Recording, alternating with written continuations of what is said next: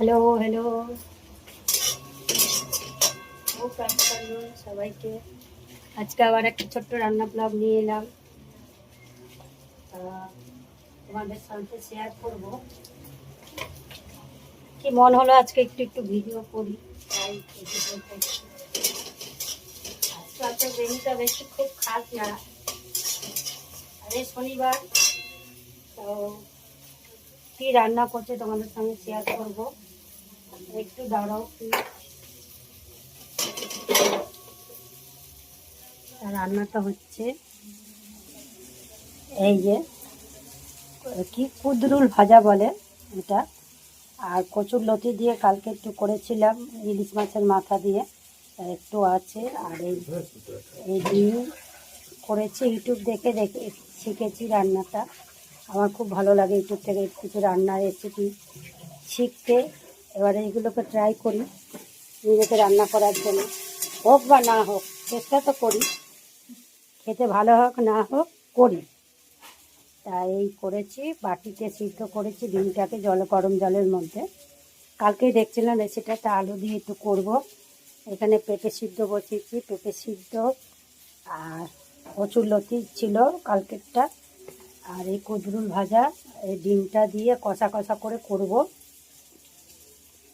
এই আজকে মেনু।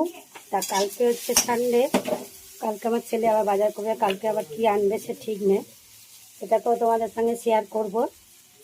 আর ভালো লাগে একটু রান্না টান্না করতে, শেয়ার করতে একটু ভালো লাগে, তাই একটু তোমাদের সাথে করি।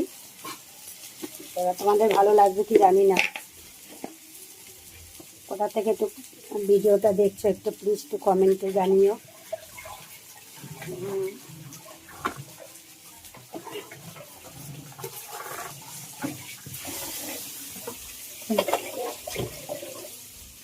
একটু মশলাগুলো একটু কষিয়ে নিই।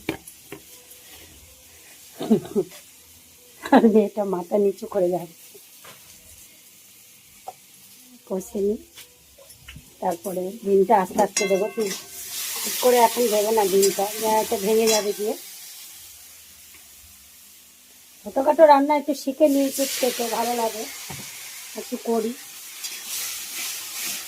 ভালো ভালো মন্দ হোক, ভালো হয় একটা সময় তো খুবই ভালো হয়, একটা সময় একটা হয় না। সব জিনিস তো পারফেক্ট হয় না, ইউটিউবে যারা করে তারা পারফেক্ট মতনই করে। এবার ঘরোয়া আমাদের হয়, সব জিনিস পারফেক্ট হয় না, তাও চেষ্টা করি। চেষ্টা করতে ক্ষতি কি, চেষ্টাটা করি। যে কোনো জিনিস আমি একটু চেষ্টাটা করি।